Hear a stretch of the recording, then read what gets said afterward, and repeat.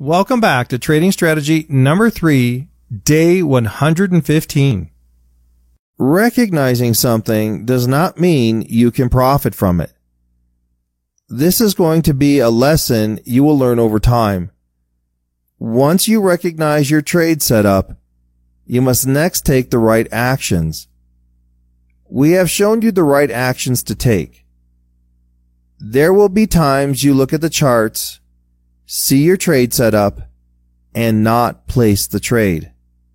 It will happen. Tracking why you did not take the trade in your trading journal will help you stop missing trades. If you have not started keeping a trading journal, you will eventually find out how expensive not having one is. Please scroll down the page to find the training materials for today's lesson.